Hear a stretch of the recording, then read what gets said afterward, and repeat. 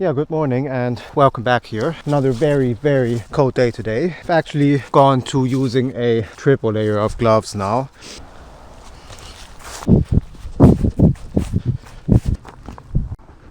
Yeah, found something quite cool on Vinted, or well, at least I think this is pretty cool. This is the Adidas Adizero Boston 8. And yeah, this shoe came out in 2017 or 2018, I think. And obviously the market has changed a lot since then. And yeah, just looking at my kind of shoe collection I have right now, this is very low stack, and just sort of squishing your finger into this. I mean, this is Boost, but yeah, this shoe does feel quite firm. Yeah, this really was one of my absolute favorite shoes back in the day when I started taking this seriously. And basically I did pretty much everything in this shoe. I did my easy runs in this, did my speed sessions in this, and even did my long runs in this.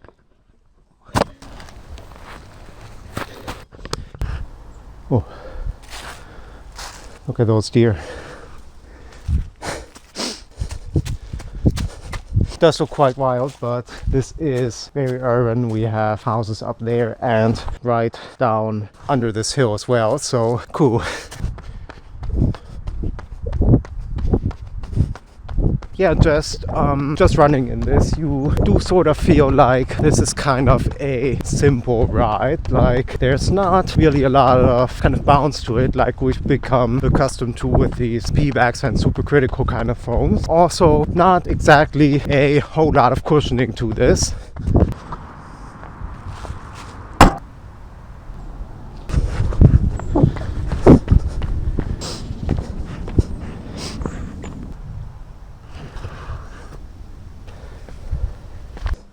Yeah, you also immediately notice that where is the rocker in this? This feels very flat underfoot and not a lot of toe spring to this. And actually, running in this is, I don't know, it's not as cushioned as I remember, and not quite sure that means that we've all just gone soft with these high stack and soft shoes, but I don't know, this does kind of feel like the kind of shoe that would take a bit of getting used to now.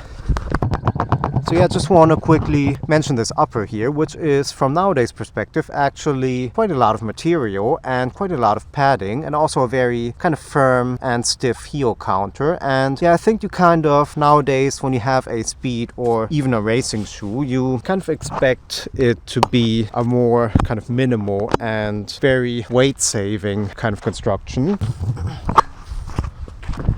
So you do sort of feel like, from nowadays perspective, this is a light shoe, but could be even lighter.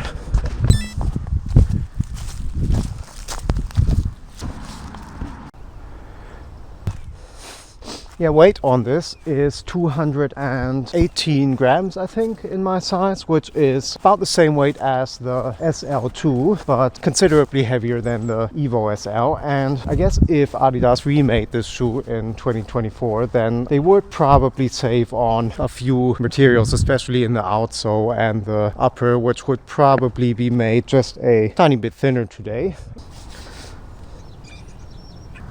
Yeah, this shoe does have one of Adidas all-time greats in terms of outsole, which is this Continental stretch web here, and I think this is one of the best patterns they ever used. This is super grippy and has quite a aggressive kind of profile to it as well. I mean, nowadays Continental, this kind of flat pattern they have like in the Evo SL, works alright as well, but doesn't quite have the grippiness of this kind of stretch pattern they had here.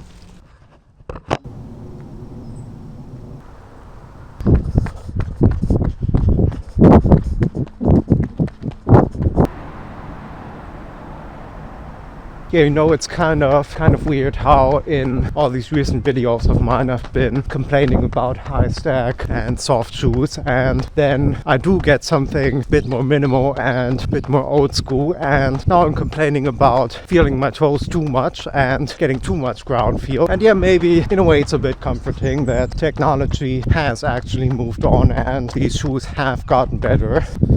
Yeah, I think this is gonna be another video I might have to cut a bit short, as it's so cold again that my face is frozen and kind of struggling to talk right now.